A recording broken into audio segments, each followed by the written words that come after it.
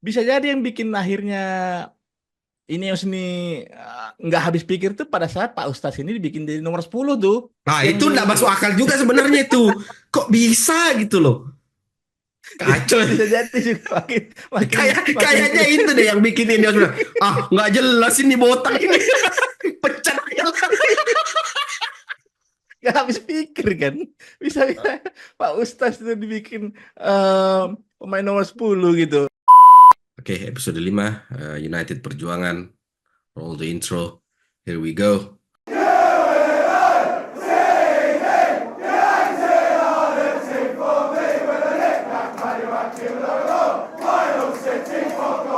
Saya pikir awalnya channel ini akan berakhir Kak, setelah pengumuman Erik Ten Hag dipecat. Tapi Hmm. ternyata perjuangan tetap berlanjut dan kita akan memasuki era Ruben Amorim. Ball.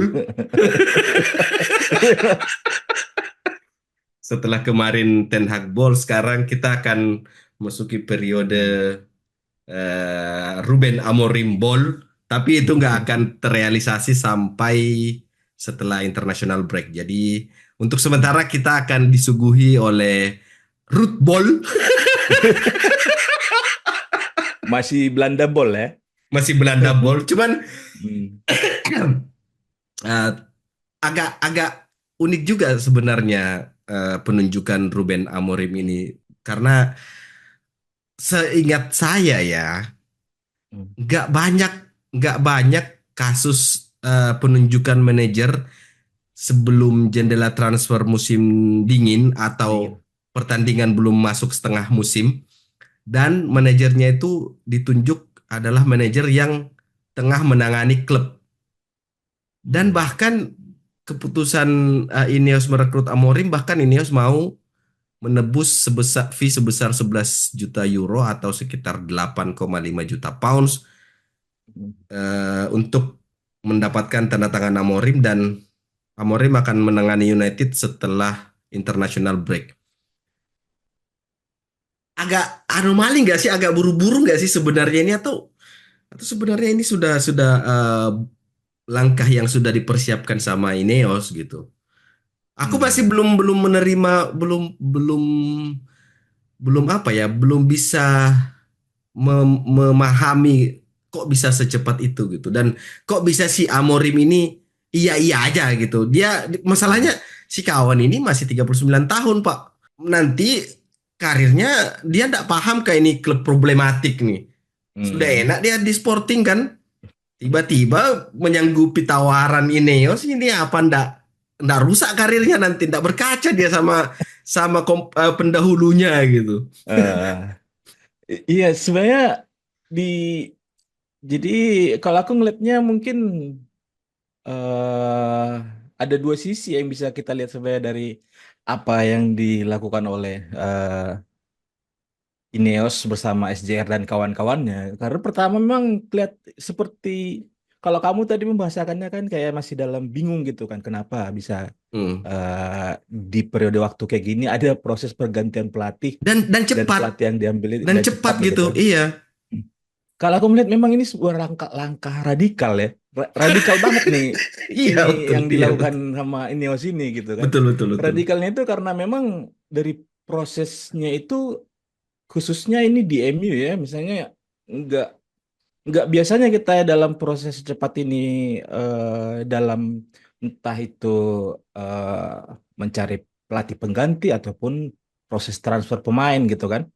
Karena Mm-mm. memang kalau misalnya kita lihat dari histori sebelumnya itu salah satu makanan media yang digoreng tiap hari itu Mm-mm. ya pada saat MU lagi mencari pelatih ataupun mencari pemain tuh. Ternyata Betul. walaupun misalnya Ruben Amorim ini sudah masuk bukan masuk dalam radar MU ya, tapi secara general itu di tim-tim Eropa khususnya musim awal musim kemarin kan sempat kencang diisukan mau ke Liverpool gitu kan, kemudian didekati sama City kalau misalnya Pep akhirnya misalnya keluar gitu. Mm. Tapi ternyata ya kalau misalnya kita melihat dari sisi yang lain, ini bisa menjadi salah satu tanda kalau memang Ineos ini pada saat bulan Juni, Juli timnya SJR ini terbentuk, mereka sebenarnya sudah punya plan untuk kedepannya siapa yang akan layak memimpin menjadi manajer United di rejimnya si RJR si Ineos inilah gitu kan. Hmm, hmm, Nah, hmm, hmm. masalahnya adalah yang agak kontradiktif itu sebenarnya prosesnya pada saat setelah MU juara FA Ya. itu kenapa Ten Hag dikasih perpanjangan kontrak gitu loh. Hmm, Ya kan, hmm, itu sebenarnya agak apakah memang itu menjadi dalam tanda kutip ya, mm, menghapus berita kalau misalnya Ineos itu lagi mencari pelatih awal musim kemarin kan. Karena itu kan udah jadi pembicaraan juga. Ten Hag masih belum jelas ini ya, tapi eh, secara terbuka itu Barada dan kawan-kawan mencari pelatih untuk United gitu. Jadi memang di satu sisi kalau misalnya kita mau melihat dari prosesnya ini sangat cepat dan kayaknya kok malah apa ya eh, seberani itu misalnya menunjuk si Amorim ini terlepas dari kalau tadi kamu yang pertanyakan kok mau-maunya Amorim ini gitu kan mau-maunya dia di dipilih dan menerima pinangannya gitu apalagi dia masih di Sporting yang pasti di timelinemu juga kan muncul rekornya Sporting musim ini 9 kali main 9 kemenangan kali cuma menang, iya. 2 kali kebobolan gitu Kebobolan. kan Hmm, hmm, hmm, dan hmm. lagi bagus-bagusnya lah setidaknya performa apa yang dilatih Amorim ini gitu. Cuman memang apakah ini menjadi salah satu tanda dari perubahan yang memang harus dilakukan di United ini? Karena sebelum-sebelumnya kan memang sudah agak terbaca polanya memilih pelatih yang berpengalaman gitu kan. Mulai Hmm, dari Luis van Gaal kemudian masuk ke Jose gitu kan. hmm. Kemudian berganti aliran ke jalur legend nih kan, Ole gitu kan. Ya kan? Ini sebenarnya jadi memang kalau misalnya dibilang eh, Hmm. pekerjaan menjadi manajer itu menjadi pekerjaan kayaknya menjadi mission impossible job gitu Hmm, untuk saat ini gitu kan. Jadi hmm. menarik sih nanti kira-kira setelah di pertengahan November nanti pada saat Amorim mendarat di Manchester kira-kira apa yang harus dilakukannya pertama kali. Apa kira-kira?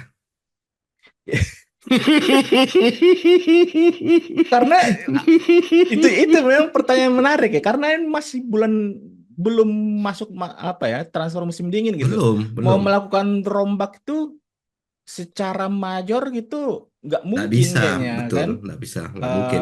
kalau mau melakukan perombakan minor ujung-ujungnya nanti apa gunanya didatangkan ini pelatih baru gitu bakal sama aja Hmm. misalnya. Ya, mungkin kalau misalnya memang nanti kita dihadapkan lagi dengan skema percaya proses gitu, kayaknya kita udah agak enek kan, karena kayak misalnya kita melihat gambaran ke klub lain misalnya, ya kalau misalnya memang ada pelatih itu berkualitas, pemainnya itu berkualitas, harusnya sih tidak ada isu masalah masalah pergantian pelatih gitu. Tapi kalau misalnya Hmm. di periode ini memang yang jadi bikin pertanyaan itu adalah periode waktu masa pergantian ini yang menjadi bikin apa kira-kira yang bisa dilakukan di di Di di bulan periode. yang seperti ini Hmm. gitu, di periode Hmm. ini gitu. Yang yang menjadi sebenarnya aku masih agak sedikit gimana ya? Tadi kan kamu bilang kalau si Amorim sempat di awal musim lalu, di awal musim ini kan sempat Hmm, sampai merilis pernyataan permohonan maaf sama fansnya ya, Sporting karena ya. secara sepihak dia mengadakan komunikasi dengan Liverpool, Hmm, terus akhirnya memutuskan untuk kembali ke Sporting. Tapi kemudian di tengah, belum sampai tengah musim tiba-tiba si kawan ini memutusin untuk menerima tanda kontrak dari Ineos gitu kan. Jadi hmm. sebenarnya di satu sisi aku melihat Amorim ini kok kayak ABG labil juga, ya kan? Iya, iya. Di akhir musim kemarin si kawan ini bilang eh, mau bawa Sporting untuk back to back juara setelah 19 Iya. tahun gak pernah juara liga, akhirnya mereka juara liga gitu kan, dan Hmm, pengen secara kontekstual pengen ngebungkam orang-orang yang merasa ini cuma cuma satu musim aja nih Amorim nih bisa hmm, nih musim berikutnya nggak Hmm. mungkin dia bisa juara terus tiba-tiba dia, kamu pasti lihatlah di video Hmm. di Twitter yang tiba-tiba dia mic drop kayak gini. Apa Ah. pula jadinya mic drop tiba-tiba ambil di United kan? Kayak mananya mau back to back kayak gitu kan? Tapi bisa jadi ini memang apa ya, langkah yang sudah jadi bahan perdiskusian SJR dan kawan-kawan, eh, harus mengambil langkah yang betul-betul pertama mungkin eh, unpredictable lah mungkin kan. Karena kalau Hmm. dari segi nama sebenarnya dari segi nama ataupun pengalaman ya Morim ini masih anak Ya, kemarin sore lah sebenarnya kan. iya, tiga puluh Kalau sembilan bisa tahun. dilihat dari segi nama gitu. Tapi memang lagi-lagi kalau dilihat dari kayak apa pola-pola jenis pelatih yang sekarang ini kan kayak Roberto De Zerbi kan awalnya juga nggak ada yang kenal gitu, ya kan? Tapi bisa Ya. dibilang bisa dibilang satu musim sukses lah di Brighton gitu kan. Hmm. Jadi mungkin bisa jadi pola ini yang dilihat dari Ineos sehingga apakah memang ini nanti menjadi pilihan untuk jangka panjang ke depannya? Itu mungkin jadi pertanyaan, apakah ini untuk misalnya untuk membentuk karakter tim ini kita butuh pelatih nanti di tahun ketiga sudah ada lagi nih kira-kira siapa yang akan meneruskan pembentukan tim ini gitu. Karena sama kayak case-nya di Juve, aku lupa nonton podcastnya siapa gitu. Jadi dibilang walaupun memang dari rentetan hasil Juve di akhir-akhir kepelatihannya Allegri itu secara hasil itu bikin fansnya eh apa ya Bertolak uring-uringan pinggang, gitu iya kan, iya ya bertolak kan pinggang lah, uring. iya iya. Tapi ada satu sisi positif yang akhirnya sekarang di dinikmati oleh Thiago Motta itu pembentukan tim ini sudah disiplin Terstruktur ya. secara internalnya gitu. Tapi kalau misalnya memang dari segi permainan hal yang lain lagi mungkin ini yang Betul, dibicarakan kalau betul, ini masalah Allegri gitu kan. Jadi betul, betul. karena secara tim struktur di internal sudah bagus gitu kan. Jadi pekerjaannya Thiago Motta itu nggak ngurusin personelnya orang lagi gitu, pemainnya gitu. Walaupun Hmm, misalnya sudah kelihatan pakem apa yang mau dibawa Thiago Motta, dia tinggal memang oke ini pemainnya aku mau, ini pemainnya aku tidak mau gitu. Jadi kalau dari hmm. segi permainan dia sudah punya gitu. Jadi em, nggak tahu ini apakah memang untuk jangka panjang atau jangka pendek. Mungkin itu yang menjadi salah satu pertanyaanku juga dari penunjukan Ruben Amorim ini. Sebelum kita bicara tentang Amorim lebih banyak tentang Hmm. kira-kira formasi seperti apa nanti yang dipakai sama si Brewok Hmm. ini, semalam sampean nonton Ah, Carabao Cup. 10 menit ketiduran aku. 10 menit. Karena awalnya feelingku itu bakalan kalah loh. Karena pada Ber- saat aku masih nonton itu ya, pemain tuh kita bisa ngelihat kan dari dari gestur pemain itu kayak apa ya? Kayak di pemecatan Ten Hag ini itu masih kayak ada kebingungan di antara pemainnya. Terlepas dari misalnya ada satu dua pemain yang tidak suka dengan strategi Ten Hag di MU gitu kan, tapi kayak gesturnya itu kayak apa anak ayam menunjukkan kehilangan induk. kebingungan gitu kan Hmm, iya hmm, karena hmm, hmm, mungkin mereka kaget juga dengan proses ini gitu kan bahkan kayak Bruno hmm, yang jarang-jarang kita ngelihat cetak 2 gol di hmm. gol keduanya itu aku ngeliat Kayak highlightnya gitu biasa kan aja. Hmm, iya kan hmm, hmm, entah hmm. karena memang ini di pentas Carabao Cup kah atau bagaimana tapi hasilnya malah justru Kok kayak kaget gini? aku pas ngeliat bang 5-2 nggak salah nih gitu loh. Jadi ya, kalau tadi pertanyaan tadi malam sih memang aku cuma 10 menit ketiduran aku. Berarti Anda pesimis menang banyak ya? Eh, Pesimis sih.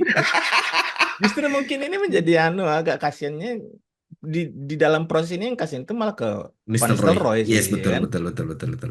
Iya, sama. Makanya, makanya semalam, semalam nonton kan, terus lihat karena karena United ini beberapa pertandingan terakhir mainnya Hmm. bapuk, jadi saya lebih sering Hmm. fokus ke memperhatikan gesture pemain gitu kan. Dan kalau misalnya tadi kamu bilang gesture pemain kayak seperti Bruno kok kayak bingung, Hmm.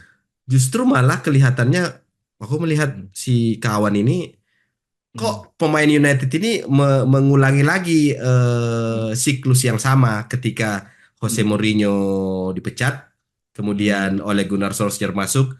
Hmm. Kita lihat saja nanti ini dua pertandingan. Ini Oh, United honeymoon period ya? honeymoon period Honeymoon ya. period. Ah. Jadi kayak mainnya bagus gitu kan. Seperti yang Hmm. semalam itu saya lihat kok ini bola bisa mengalir seperti ini Hmm. lancar gitu kan, meskipun ya Hmm. satu-satunya hal yang masih tetap sama itu adalah Rashford yang ya masih masih seperti Hmm. yang dulu gitu kan. Tapi semua dari setiap lini itu dari Casemiro loh, Casemiro bisa main kayak gitu, itu gimana Iya, iya. ceritanya coba itu, jadi sampai mikirkan apakah ini memang United memang pemainnya bebal semua, apakah memang mereka Hmm. ini cuma memang nggak suka sama Ten Hag seperti yang diberitakan sama media bahwa Hmm. beberapa pemain sempat nggak mau, masih kaget karena kok bisa Ten Hag masih tetap bertahan di Hmm. meskipun juara FA kan kemarin. Hmm. Jadi lihat bahkan segelas Bruno yang bisa passing-passingnya Bruno akurat. Hmm. Enggak kayak pertandingan kemarin ini. Ini orang kenapa? Aku bilang. Yang yang bikin bingung lagi tuh apakah memang kalau tadi kamu bilang reaksinya Bruno masih bingung sama Ten Hag, kayaknya Hmm. justru dia bingung tuh karena kira-kira Amorim datang dia kepake enggak ya?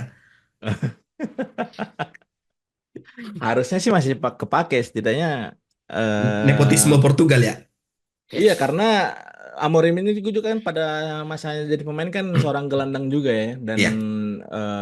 Bruno di timnas Portugal juga masih jadi andalan bersama Bernardo Silva gitu. Jadi harusnya sih dari CV-nya Bruno selama di MU dan di timnas, harusnya sih Amorim masih pakai gitu karena opsi untuk melakukan perubahan di lini tengah United juga sebenarnya dari sisi stok pemain pasca McTominay keluar makin tipis gitu kan. Iya, Jadi iya, iya. justru memang yang selain dari yang kamu bilang siklus moodnya pemain ini yang selalu kayak langsung berbeda pada saat Hmm, ada pelatih atau caretaker baru gitu, hmm.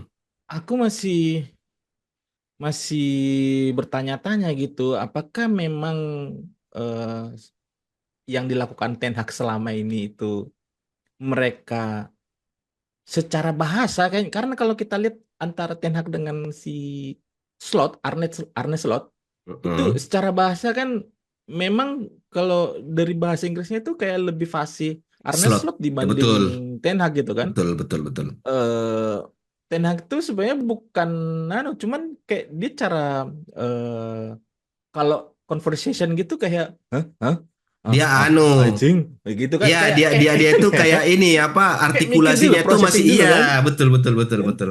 Mm-mm. Jadi nggak tahu apakah memang pada saat Ten Hag menjabarkan eh, keinginan taktik yang akan diterapkan di lapangan itu beda penangkapannya karena faktor itu tadi, atau memang kayak yang ada beberapa media bilang kalau Ten Hag itu Keras terlalu kepala. meng, ada menganak emaskan satu dua pemain gitu Siapa sehingga kira-kira? Siapa kira-kira itu? ya sudah jelas kayaknya Ramaskur Rashford salah satunya ya. Dan yang Hmm. kedua kalau aku lihat yang paling mendekat itu Garnacho. ya Andre Onana kalau menurutku. Jadi walaupun Hmm. misalnya memang secara performa Andre Onana ini ada satu dua momen yang menjadi highlight penyelamatan eh, di pertandingan itu, tapi nggak lepas juga beberapa kejadian yang mengakibatkan kebobolan United faktor Onana tidak. juga. Iya, Onana juga gitu. Jadi Hmm. mungkin kalau aku lihat sih dua pemain itu karena satu Rashford dari itu juga mungkin yang dimention sama Patrice Evra yang politician gitu kan. Politician Oh itu ya. mungkin yang dianggap itu si Marcus Rashford gitu. Dan Andre Onana sebenarnya ya karena orang kiper bawa yang kayaknya harusnya ya pilihan dari Ten Hag sendiri karena mereka pernah bareng juga di Ajax gitu kan. Jadi Hmm. bisa jadi itu menjadi salah satu faktor kalau menurutku dari masalah penyampaian strategi karena bahasa. Kemudian Hmm. yang kedua ya itu tadi ada satu dua anak yang diperlakukan berbeda gitu dengan pemain-pemain yang lain gitu. Iya, kalau memang kita bandingkan sama Arne Slot meskipun sama-sama dari Belanda, Hmm, bahkan Arne Slot juga musim kemarin masih di Belanda, tapi memang ya memang orang Belanda hmm, bahasa bahasa bahasa sehari-harinya bahasa Inggris gitu. Cuman hmm, cuman ya memang artikulasinya Ten Hag hmm. dengan Arne Slot itu agak beda, memang lebih lebih Iya. fasih si Arne Slotnya dibanding Ten Hag. Hmm, Ten Hag itu kayaknya kalau misalnya setiap apa namanya match preparation atau hmm, kayak bedah taktik kayak gitu, terus hmm. dia presentasi kan si bapak ini Hmm. terus dia kayak itu kayak terbata-bata gitu kan, itu pasti yang di belakang yang nggak suka sama dia itu tiba-tiba bacot lagi si botak. Ngomongin ya. Iya, iya. Ngerasain ya. Iya, alah bacot lagi tuh si botak, apa sih nggak jelas ya. Nah, kalau kalau menurutmu itu kan mungkin dari sisi hubungan antara pelatih dengan pemain ya. Eh, Faktor apa sebenarnya yang bikin Ineos oke saatnya kita pecat ini Pisah. si kawan gitu. Hmm. Apa kira-kira? Karena kalau misalnya kita lihat dari segi pencapaian gelar, apa yang Mm-mm. sering digaungkan di media sama si Ten Hag ini kan sebenarnya Nggak itu jelek-jelek amat. salah. Iya, dan Hmm. nggak yang bikin nggak jelek-jelek amat itu kan sebenarnya kalau misalnya kita mau bandingkan dengan klub lain kan sebenarnya di masa yang sulit itu Arsenal, bisa dapat Arsenal, gitu. Arsenal, nggak usah kasih label klub-klub lain. Arsenal, seperti yang dibilang Patrice Evra gitu kan. Sebelum kamu Eh, lanjut kan, sebelum seperti yang dibilang Patrice Evra, nonton Arsenal itu seperti nonton Netflix. Kita harus nunggu setiap musim gitu, new season. Ya. karena jadi karena selain dari jujur aku masih di periode kemarin sempat menang 5-1 berapa lawan Burnley Barnsley gitu kan. Tujuh, Se- Tujuh ya? tujuh, tujuh, Tujuh ya? eh Oh, tujuh hah? kayaknya, tujuh kayaknya, Tujuh ya? Oh, tujuh, kayaknya yang jelas tujuh, itu menjadi pertandingan dengan gol terbanyak di ya pelajarnya tujuh, Ten Hag gitu kan. tujuh, tujuh, Dan setelah itu pertandingan di Liga kayaknya kalau nggak kalah imbang, nggak pernah menang kayaknya betul, setelah itu gitu kan. betul. Mm-mm. Jadi walaupun setelah rentetan hasil buruk itu sebenarnya secara pribadi aku masih pengen ngeliat Ten Hag ini ngelatih Sama, sampai sama. setidaknya bulan Mei tahun depan gitu Mm-mm. loh. Jadi Mm-mm. aku masih belum ketemu kira-kira apa alasannya Ineos gitu mengetuk palu ya kalau ini waktunya untuk ganti pelatih. Kalau menurutmu apa kira-kira? Kalau aku eh, Hmm. gimana ya? Kalau Ten Hag ya memang enggak jelek-jelek amat. Bukan bukan enggak jelek-jelek amat, jelek Hmm. tapi Oh. mengharapkan dia keluar itu enggak sama sekali enggak ada di dalam kamus kita gitu. Bahkan Hmm. ya seenggaknya sampai paruh kedua lah, paruh kedua musim. Hmm. Tapi ini sebuah keputusan yang memang terlalu radikal seperti yang kamu bilang tadi Hmm. kan. Tapi alasannya ya enggak, kalau misalnya kita mau mempertimbangkan finansial, toh Hmm.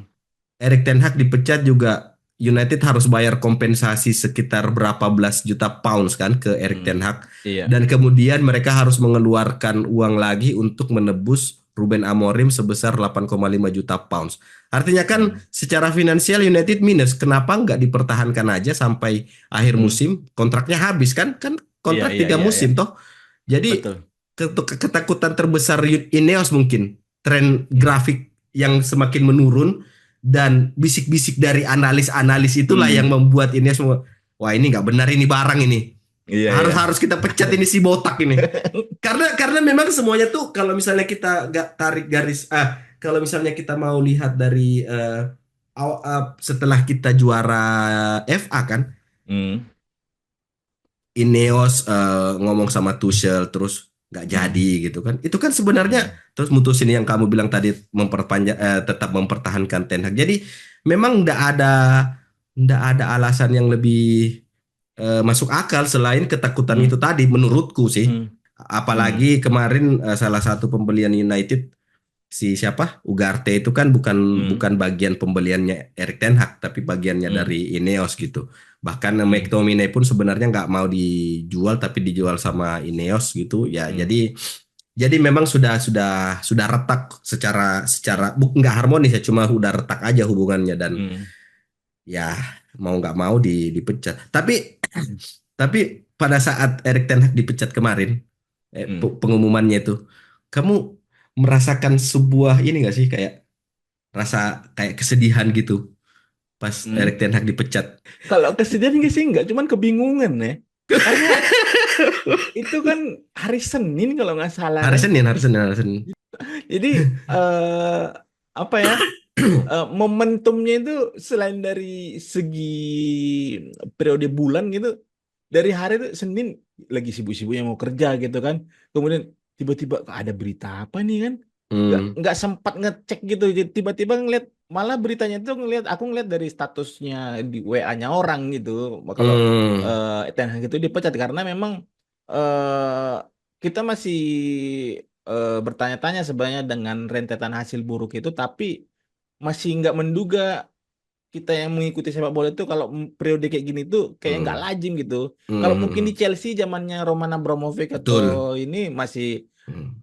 kayaknya 1 minggu di di hire, habis itu dipecat kayak wajar-wajar aja kayak kalau di Chelsea gitu kan. Karena itu memang kayak udah budaya yang kayak gitu lah yang terbentuk gitu kan. Jadi memang eh, apa ya, Hmm. mendengar berita itu cuman kayaknya memang bisa jadi ini salah satu taktiknya Ineos, karena yang sebelumnya kalau kita ngeliat pola-pola pada saat merekrut oleh mau bahkan bahkan si Ranić. ini Ragnik Ragnik yang hitungannya kalau misalnya dibilang Ronaldo, dia bahkan seorang pelatih sepak bola aja kayaknya bukan gitu dia Hmm. menganggapnya gitu kan.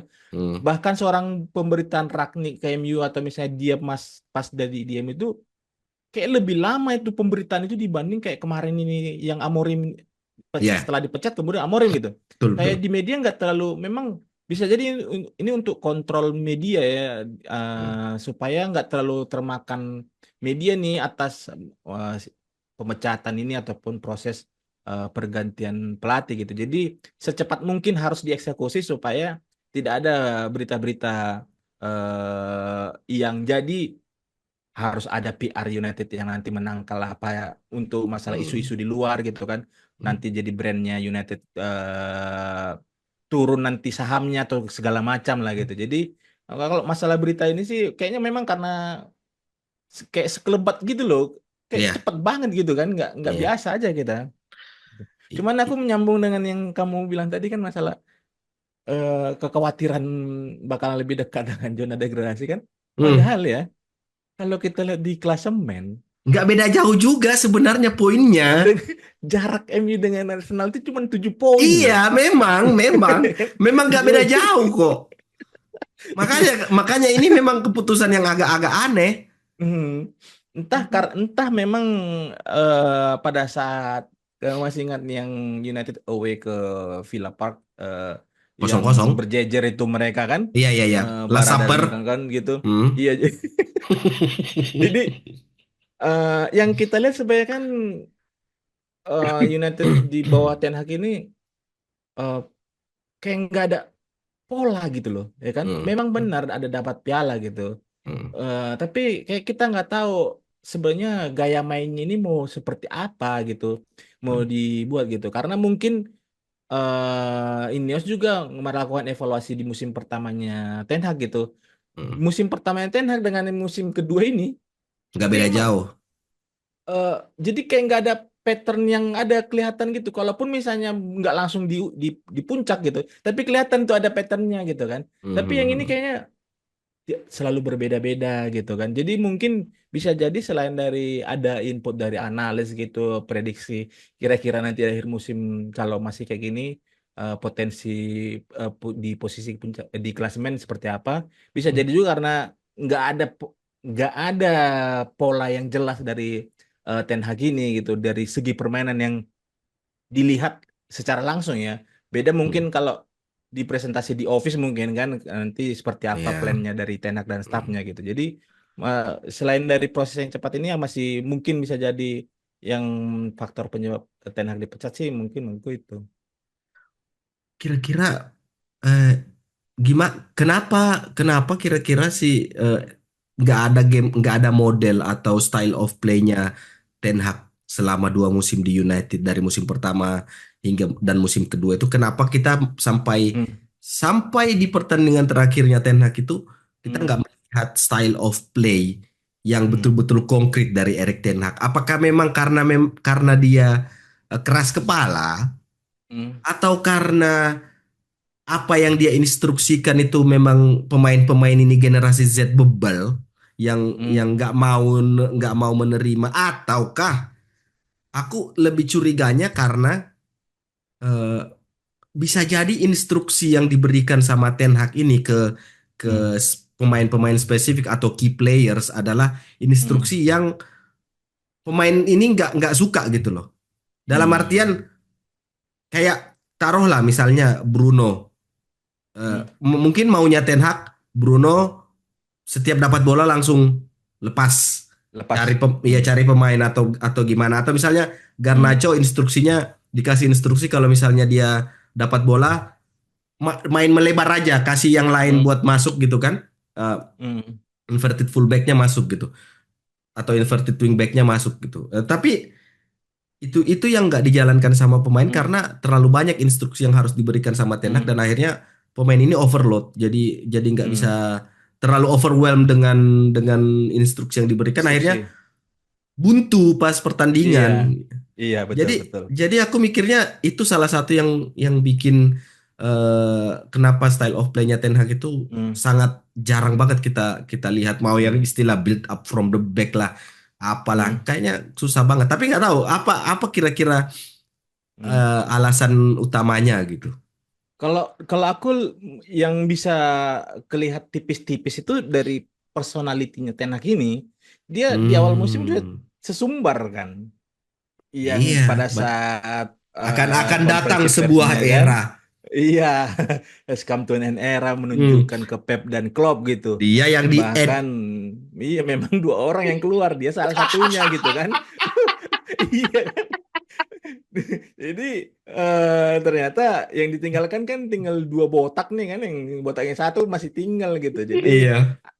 kalau yang tadi kamu sampaikan mungkin secara yang taktikal internal kan, ya itu opini kita kalau misalnya kita lihat dari implementasi di lapangan sebenarnya kan. Jadi Iya. kalau yang dari personality itu mungkin dia terlalu sesumbar. Mm-mm. Kemudian bisa jadi ya, selain dari yang kamu tadi eh, taktikal instruksinya itu mungkin terlalu banyak sehingga overwhelming para pemain gitu, bingung mau seperti apa menerapkan di sebuah pertandingan di depan 73.000 mata gitu kan, bingung Mm. kebingungan gitu kan. Bisa jadi juga Ten Hag ini karena memang dia sudah terbiasa di Ajax, dia sudah tahu, dia menyampaikan satu dua poin, pemain Pemainnya ngerti. pemain-pemainnya itu sudah ngerti gitu apa maunya Mm. gitu. Nah, sedangkan pemain United bisa jadi karena tadi masalah Bahasa. keterbatasan bahasa, dia kan Mm. ngomongnya kan sedikit-sedikit kan. Betul, Dan betul, betul. bisa jadi pemikiran dia harusnya pemain itu sudah paham tuh Mm. dengan apa yang dia mau gitu. Mm. Sedangkan gaya sepak bola dari Belanda ke Inggris itu, pemain MU mungkin butuh dijabarkan yang banyak tapi dengan bahasa yang mungkin atau Simple. pemaparan yang simple gitu kan. Mm, Nah, mm, mm. jadi mungkin dua hal masalah personality ini tadi, dia yang terlalu jumawa dengan kemampuan dia, terlepas mungkin dia malah nggak tahu kalau klub yang dilatih itu adalah MU gitu.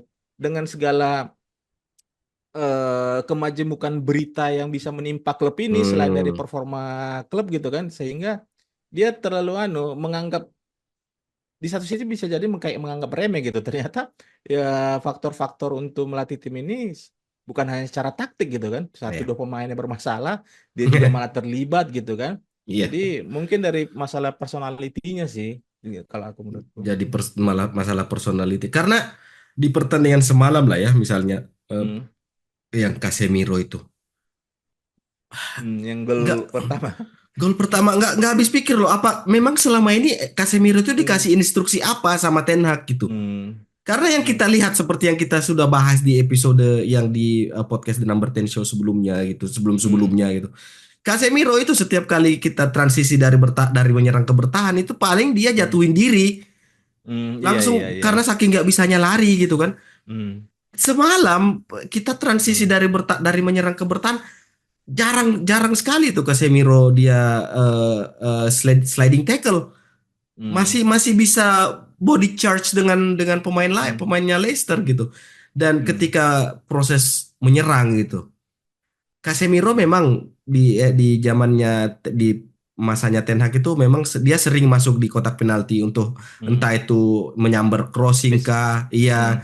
atau seenggaknya apa run run from behind Hmm. atau melepaskan tendangan, tapi Hmm. sedikit nggak nggak gimana ya, yang dilakukan Casemiro semalam itu nggak begitu menonjol pada saat dia dia Hmm. dilatih sama Ten Hag gitu. Jadi Hmm. ya memang kayaknya ada instruksi yang miskomunikasi antara Hmm. Ten Hag dengan pemain United, atau ya memang pemain Hmm. United pada dasarnya buntu, Hmm. nggak bisa Aku memang ini. nggak nonton pertandingan tadi malam ya. Bisa jadi mungkin yang bisa jadi aku kasih perbandingan yang dilakukan Casemiro pada saat di Ten Hag itu kita bisa ngelihat kayak menonjol nih Casemiro, tapi di satu sisi itu jadi menggerus stamina dia kan karena Hmm, terlalu jauh dari jelajahnya.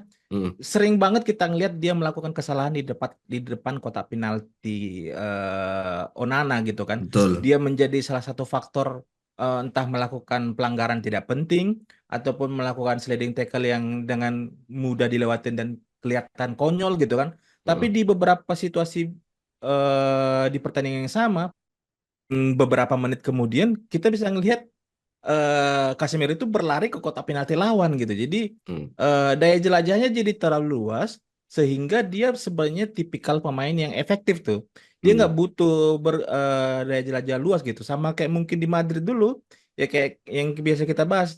Sebenarnya Casemiro nggak jago-jago banget karena ada Modric sama Kroos gitu. Karena Iya, memang iya, mereka saling bantu gitu. Jadi betul. membagi area gitu. Nggak semuanya itu diukur lapangannya gitu kan. Jadi Hmm, bisa jadi juga memang posisi idealnya Casemiro ini ya hanya di sekitar, jadi mungkin setengahnya box to box gitu loh. hmm. Dia kalau misalnya mau disuruh untuk bantu defense ya mungkin hanya di dekatnya Lingkaran tengah dari itu. lingkaran tengah itu gitu.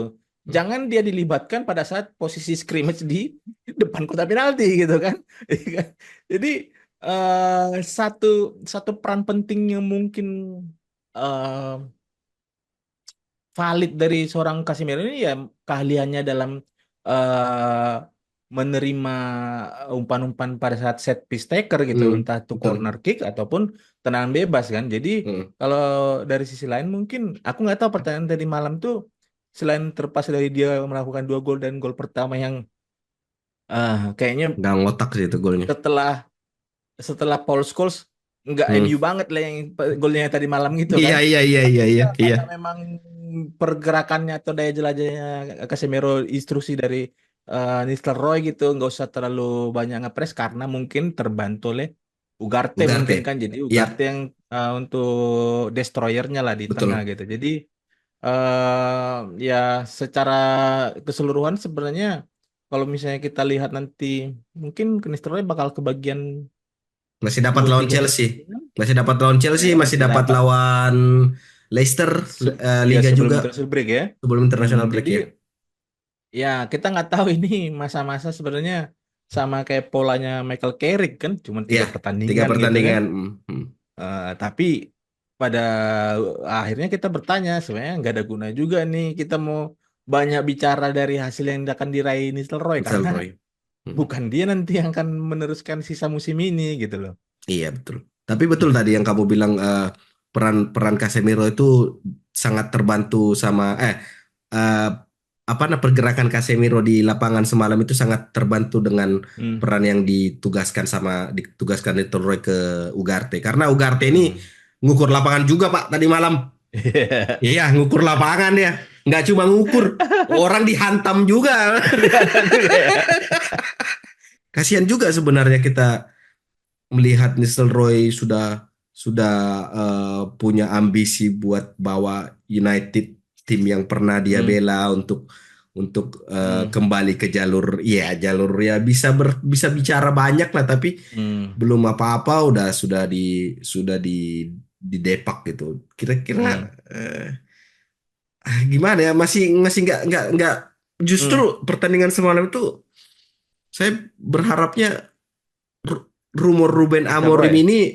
Ah. Iya, rumor Ruben Amorim ini nggak benar.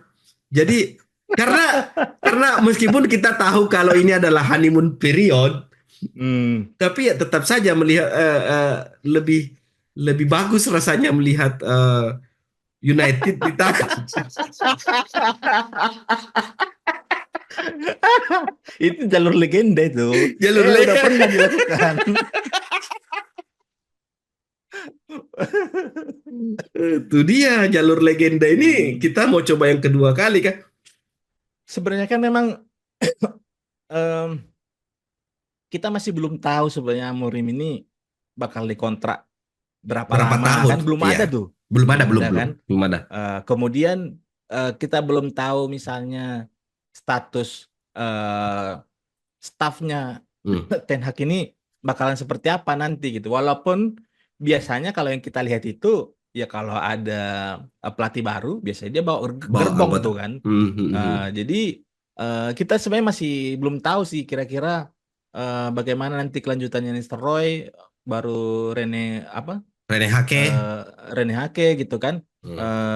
Masih belum tahu tapi eh, kemungkinan kecil kalau misalnya masih dipertahankan gitu karena Kecil. beritanya kan 3 orang akan dibawa dari stafnya dari Ya. Sporting Lisbon sama Amorim gitu. Tapi memang Hmm. aku juga mungkin ini karena dari sisi emosional Emosional. fans gitu kan Iya, ngelihat iya, iya. ngelihat sosok Iya.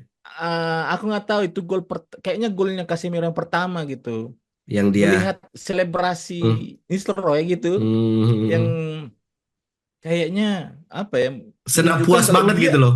iya kalau dia Iya. juga sebenarnya United banget gitu loh Iya, nggak betul, yang betul, sekedar betul. selebrasi seorang pelatih Heeh, di touchline di pinggir lapangan gitu loh jadi heeh. memang itu itu faktor apa ya emosional dari antara inilah ngelihat dari legendanya walaupun nggak tahu legenda masih hitungan legenda nggak sih ini Roy ini nggak tahu juga Masih, kita sih itu masih, masih, masih, masih.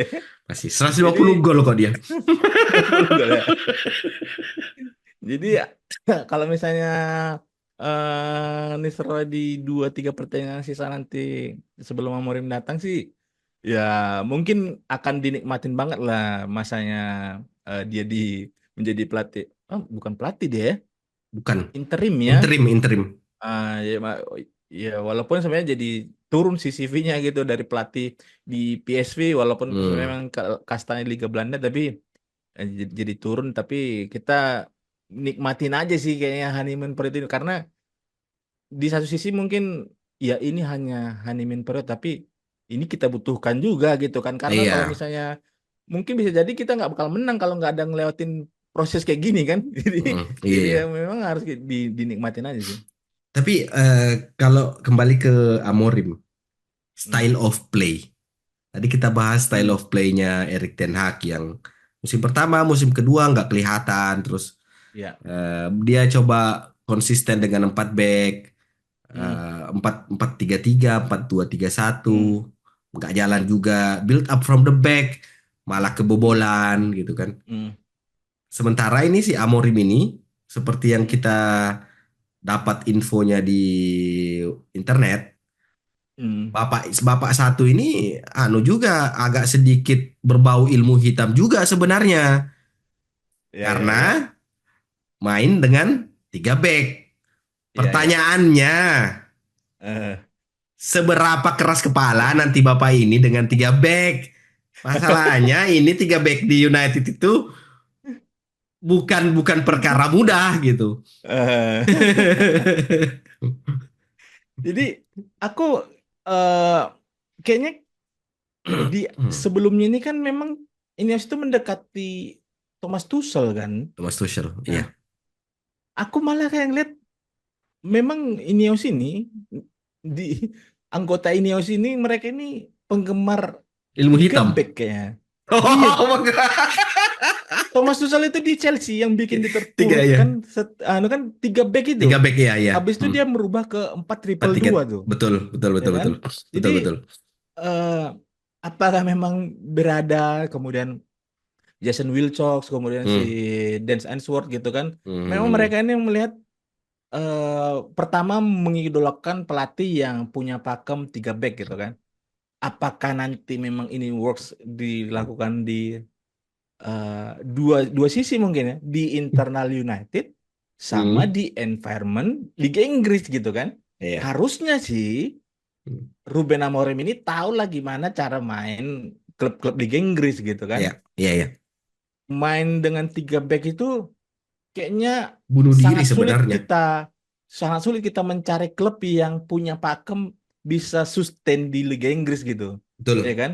betul. Akan mudah entah itu mudah terekspos gitu kan. Hmm. Ini kita bicara kalau misalnya dengan situasi United yang pemainnya kayaknya kemana bola ke situ semua kan. Nggak kayak proses kalahnya lawan Brighton tuh kan kayak gitu Iya, kan. iya, iya, Jadi iya. yang nggak bisa compact gitu loh, nggak bisa menjaga daerah pertahanannya atau area yang harus di cover gitu. Jadi kecuali kalau memang Ineos dan Amorim ini mereka sudah punya blueprint untuk menerapkan eh, permainan dengan pola 3 back itu butuh pemain wingback yang memang full ini ya. Emang penjelajah bisa naik turun ya kan. Hmm. Masalahnya Luke Shaw yang sudah cedera anu untuk isu sekedar berita untuk diincar back kiri aja nggak ada gitu kan. Ya kan? Nggak tahu ini juga menjadi salah satu strategi apa pergerakan undergroundnya nanti tiba-tiba ada back kiri yang memang harus sudah diincar supaya Alfonso nggak Davies. dicomot. Alfonso Davies. Itu juga menjadi satu pemain yang agak sulit juga aku ngelihat dia bisa berseragam Hmm. MU di Old Trafford gitu loh ya Hmm, kan. iya, Jadi iya. walaupun memang itu kalau misalnya nanti itu ya itu menjadi pilihan yang tepat juga mungkin karena kayaknya akhir musim habis kontrak juga Oh, kan habis MU kontrak ya, habis kontrak ya. di Bayern Munchen gitu. Iya. Jadi kalau misalnya nanti Amorim ini ke MU dengan penganut pakem 3 back ini menjadi salah satu yang paling menarik juga sebagai dinantikan Hmm. gitu kan. Hmm. Kalau misalnya memang dia dia dan Ineos memang membawa pakem ini yang kita siap-siap aja ngelihat MU yang era yang berbeda gitu kan. Ya Betul, kan? Jadi betul. tapi itu lagi historical Liga Inggris tuh nggak bisa kita singkirkan kayaknya dengan Hmm. mudah dia bisa sustain dengan 3 back gitu. Jadi Betul. ini sangat, Hmm. sangat kita nantikan sih nanti setidaknya pertengahan November kita pertandingan pertamanya nanti kita ngelihat kira-kira pilihannya seperti apa. Hmm. Karena iya formasi tiga back itu Antonio Conte saja cuma bisa bertahan satu musim Iya iya. memakai pakai tiga tiga tiga back itu meskipun memang juara Chelsea juara di Iya iya. eranya Conte yang tiga back itu kan tapi kan itu Mm-mm. cuma bertahan satu musim toh di musim berikutnya terekspos habis-habisan itu Azpilicueta Iya. sama sama Mm. klub Premier League yang lain karena Ya, memang sama Alonso di kiri. oh, sama Itu Alonso di dia tadi kan. kiri. Iya. Iya, itu dia. Nah, kalau misalnya kita membawa pakem tiga back itu di United, eh, Mm. Pak Ustas ini sebenarnya bisa-bisa aja dia ini. Kalau Iya kalau iya di iya. pertandingan semalam itu Pak Ustas ya di sebelah kiri Mm. dia. Si Iya di sebelah kiri ya. sebelah kiri si kawan ini si Pak Ustas ini. Ah, si adeknya Abang Da ini di sebelah kanan. Oh, Jadi sebenarnya ada eh, ada sebenarnya opsi ada. untuk pakai tiga back. Yang jadi Eh, persoalan itu adalah mm, eh, antisipasi pada saat bertahannya sih. Karena mm, ini salah satu kalau kalau attacking oh bagus. Pak Ustaz mm. sama si Ade Abangda ini jago dia. Kalau nyerang nggak usah ditanya kan. Dan Eh, itu juga yang bikin Erik Ten Hag eh, mm, kenapa dia kenapa tadi aku bilang mm, dia keras kepala itu karena konsisten pasang si adeknya Abang Da ini di sebelah kiri. mm, Padahal mm, dia dia akhirnya baru sadar tuh di pertandingan terakhir atau dua pertandingan terakhir ya. Yang si mm, Pak Ustaz ini dipasang di sebelah kiri, adeknya Abang Da mm, ini di sebelah kanan. mm. Baru itu kelihatan itu memang spesialisnya adeknya Abang Da memang di sebelah kanan. Makanya nggak usah diganggu-ganggu kaki kiri juga mati kaki juga ini anggota ini. Mungkin terlepas dari adik abang Dani yang selalu dipasang di kiri, bisa jadi yang bikin akhirnya Ineos ini nggak habis pikir tuh pada saat Pak Ustaz ini dibikin jadi nomor 10 tuh. Nah, Yang itu nggak masuk akal juga sebenarnya itu. Kok bisa gitu loh? Kacau. bisa jadi juga makin makin makin Kayaknya itu deh yang bikin ini bilang, ah nggak jelas ini botak ini. Pecat aja lah. nggak habis pikir kan. Bisa-bisa Pak Ustaz itu dibikin pemain nomor 10 gitu. Iya, iya kayaknya itu deh faktor anunya, faktor yang bikin Ineos memutuskan untuk Iya. udahlah pecat aja lah si botak ini. Oh iya Pak Ustaz juga dikasih nomor 10. Ya bingung lah Pak. Lah saya ini biasanya sukanya zikir di belakang, Iya. malah disuruh imam. Kan nggak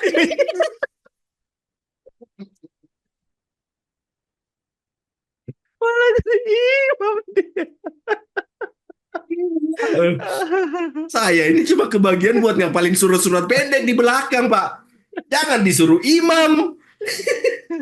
Tapi memang terlepas dari masalah ya, hubungan dari pakem 3 back ya dengan komposisi back yang saat ini ada. Hmm, eh Onana pas di Inter kan dia di depan itu 3 back ya. tiga back Jadi ya. siapa tahu juga ini menjadi apa Onana unlock.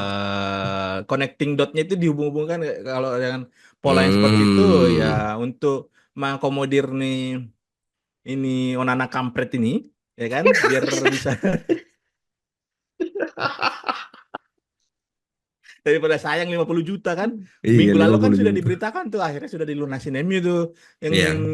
biaya transfernya gitu. Jadi Mhm. ya mungkin ini kalau misalnya mau kita hubung-hubungkan lagi dengan yang lain bisa jadi masih ada benang merahnya gitu. Tapi kalau ngeliat Onana iya dia terbiasa di Inter dan sukses tuh dengan 3 back tuh. Dengan Iya, yang sekarang ini kan mungkin yang pas di era Ten Hag 4 back ya bingungan karena bingung dia ya. salah satu faktor selalu seringnya berganti formasi 4 back di depannya gitu kan. Betul. Sehingga untuk mengenali karakter masing-masing tuh maunya tuh seperti apa Hmm. nggak ada yang match gitu loh. Jadi Mhm. bisa jadi nanti kalau misalnya memang Amorin sudah resmi, aku nggak tahu.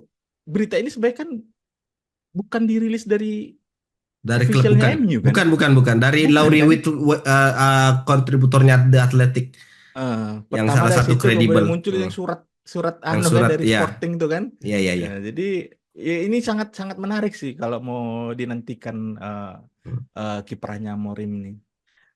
Tapi serius ya, kalau ini Amorim juga bebal keras kepala dengan Ah, konsisten 3 back, masalahnya Pak, ini Premier League sama Liga Portugal ini tidak sama Pak. Italia sama Inggris ini beda sekali Pak. iya Ini iya iya. kamu main 3 back tiba-tiba ada Brian Embuemo dari belakang.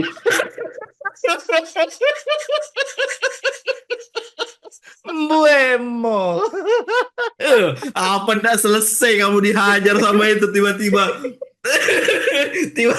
Tiba-tiba backnya Brentford Eh, launching bola di eh, anu kan ruang kosong kan, eh. tahu-tahu ada Wilson kiri Bemo di kanan selesai ya. Belum lagi sama Semenyo dari Belum Bournemouth. Semenyo ini tuh dia.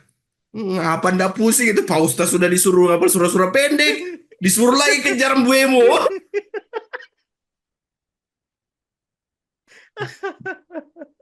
Tapi kalau Uh, menurutmu berapa possibility-nya hmm. eh, Amorim ini bakalan mengusung pakemnya dia ini ke United kalau menurutmu lah dulu. Aduh,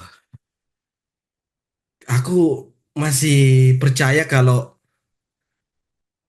kalau dengan komposisi yang sekarang, Hmm. kayaknya itu nggak bakal terlalu dipaksakan sama Amorim. Mungkin dia akan trial trial and error kayak gitu. Sama Tapi kayak Ten Hag 2 kali berturut kalah lawan Brighton dan Brentford dong Brentford, yang iya, pertandingan pertama. iya, iya, iya, iya, iya, iya, Build up De Gea dengan Martinez salah-salah mulu kan. iya. Mungkin, tapi pada saat dia tahu karakter pemainnya, pemain Hmm. misalnya dia melihat adiknya Abang Da, terus Pak Ustaz, Hmm. oh bisa nih tiga Hmm. back, bisa jadi wingback nih dua orang ini kan. Hmm. Nah, yang jadi pertanyaan adalah tengahnya United ini Hmm. kalau misalnya pakai 3 back itu habis Pak. Nggak ada Hmm. siapa. Erikson mau disuruh koit 2 kali lagi itu gimana sih? Ya mentok mungkin si Kobe Mainu terus sama Ugarte Hmm. Casemiro mungkin iya bisa kalau Hmm. misalnya 3-4-3 atau 3-5-2 atau kalau Hmm. yang tadi sempat lewat sekilas di timelineku tuh Hmm. pakem yang dipakai sama Amorim itu adalah pentagon style atau apa jadi kayak Hmm. 5 pemain gitu yang membentuk pentagon gitu Hmm. untuk build up-nya. Hmm. Possibility-nya berapa? Ah, nggak nggak yakin sih. Aku masih tiga back ini masalahnya ini Liga Inggris bukan Liga Portugal Pak, bukan Liga Italia Pak Hmm. jadinya. Kayak itu tadi siap-siap aja kamu di belum lagi Jean Philippe Mateta kan. Tahu-tahu ada lari dari belakang habis kamu. Ya. Soalnya Eh, tiga back itu kan harus high defensive line buat jaga hmm. compactness di tengah kan, buat Hmm. buat Hmm. buat Nggak boleh ada menutup. gap. Iya, nggak Hmm. boleh ada gap. Masalahnya Hmm. Pak ini pemain lawan nih, pemain Liga Inggris ini nih yang bahaya. Tahu-tahu Banyak ada banyak yang Fox in the box kan. itu dia. Tahu-tahu Wisa itu di bangku cadangan sebentar aja dia tuh. Tahu-tahu masuk kan. Tahu-tahu udah lari kayak karu. Kalau aku juga ngeliat sebenarnya masih agak sulit ya melihat dari eh, pertama ya hubungannya tadi tuh apakah memang seradikal itu juga mau dirubah ini Hmm, apa ya mulai dari pakem formasi yang akan dimainkan United gitu. Tapi kalau misalnya memang itu inline dengan keberanian dari Ineos menunjuk Amorim dan ya kita harus merubah, nggak harus ngikutin polanya sebagaimana di Liga Inggris ya. Ya itu mungkin jadi salah satu langkah yang sangat berani dan sangat iya. beresiko sih bagi mereka sehingga bisa jadi bisa jadi itu juga eh, hal yang menjadi pertaruhannya dari 25% aja yang mereka miliki dari Nggak saham saham dengan Glazer gitu Glazers kan. iya. Jadi mereka kayaknya all out aja gitu untuk sisa nanti hasilnya seperti apa ya setidaknya sudah dicoba karena mungkin kalau dengan pola dengan 4-2-3-1 gitu kan Nggak selalu kayak berhasil. gitu selalu kayak gitu Hmm, kan nggak pernah berhasil gitu. betul betul betul. Masalahnya kalau pakai yang kayak dulu Sir Alex juga polanya sebenarnya walaupun ada yang 4-5-1 ada 4 4 Empat 4 empat 1 dua 1 gitu empat empat satu satu gitu ya. kan tapi itu sebenarnya Base-nya itu 4-4-2. iya, Hmm, transisinya sebenarnya hanya berbeda pada saat bertahan dengan menyerang betul gitu. Tapi betul. selalu akan kayak gitu kok dia polanya gitu. Jadi Hmm, kalau itu langkah yang memang sudah direncanakan ini dan Amorim sih, ya ya kita disitulah nanti akan kelihatannya kira-kira hasilnya akan bagus pasti bagus banget, kalau jelek jelek banget gitu nah kan. Jadi iya. opsinya sih di situ sih. Padahal pas di pot kita sebelumnya aku bilang kan tim ini kayaknya butuh pelatih yang pragmatis yang gimana Hmm, supaya menjaga kestabilan dulu nih. betul. Jadi kestabilan itu setidaknya jangan kalah itu aja dulu gitu kan. Hmm, Eh, dari segi hasil dulu. Kalau misalnya nanti dari permainan kan nanti kalau udah secara psikologi dan mental sudah kebentuk, betul. disitulah nanti mulai masuk ke masalah taktikal gitu. Jadi Iya. ini memang sangat mengejutkan di. Kalau yang kamu bilang itu soal yang penting apa namanya stabil dulu.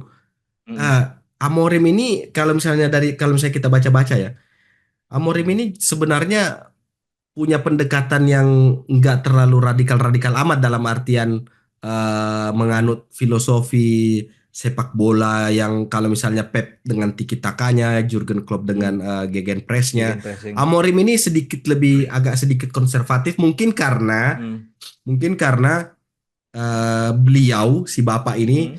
di dapat ilmunya dari bapak yang satunya.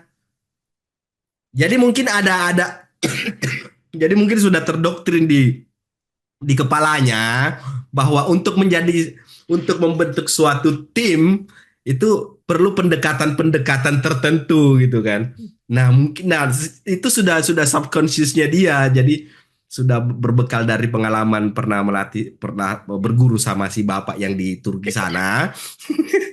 Jadi ya adalah sedikit, cuma aku sedikit kecewa sih karena ya Hmm. kita kan memang kita kan sudah sepakat kalau ya memang dibutuhkan manajer ilmu Hmm. hitam yang untuk menangani United dan kamu kamu kan di podcast sebelumnya pernah berharap Antonio Conte. Ah. Kalau kalau saya Massimiliano Allegri gitu kan. Hmm. Jadi aduh kayak aduh kurang greget sebenarnya ini. Coba bayangin aja kalau Allegri tiba-tiba jadi anu.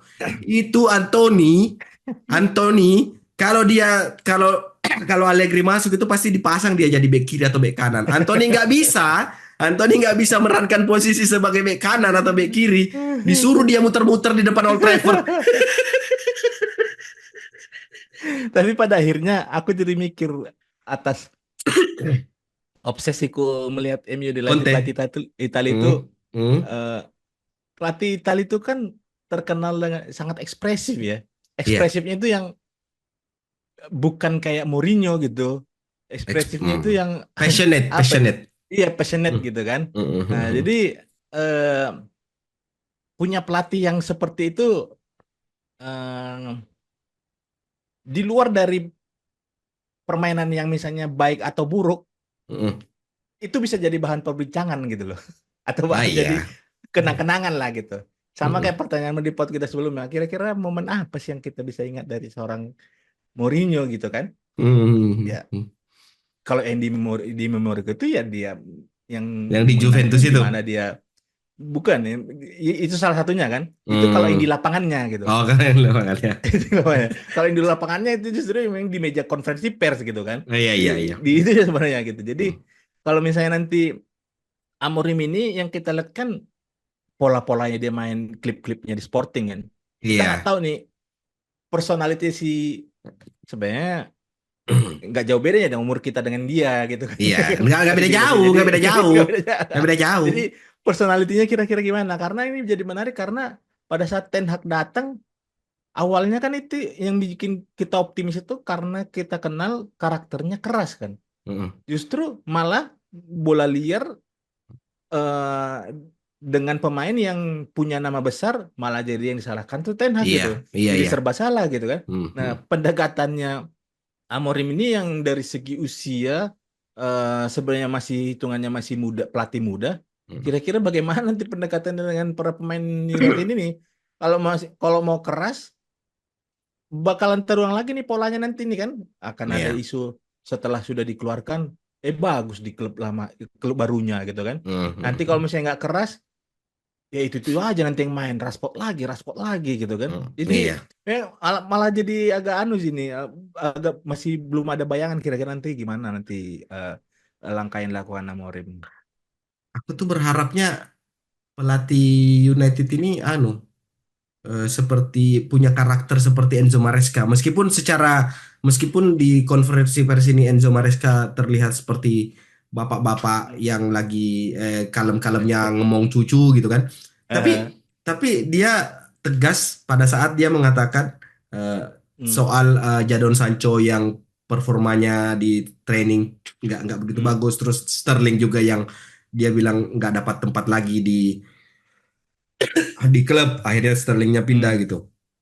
Ten Hag berusaha melakukan ini tapi nggak tahu ya deliverynya dia tuh kayak kayak kurang greget aja ke pemain. Jadi berharapnya punya United atau Ruben Amorim lah punya karakter seperti hmm, itu. Jadi yang tegas hmm, nggak aneh-aneh atau keep it closed door. Masalahnya hmm. United ini pemainnya selalu punya afiliasi dengan The United Stand. Nah, ini yang jadi bahaya, Pak. Iya Sedikit-sedikit nggak bisa. ada lagi bocor kan. Kacau juga ini barang. Mungkin itu bisa jadi satu faktor yang menjadi penggagal dari setiap pelatih yang Etika. akan melatih United ya Betul, gitu. betul, Jadi betul.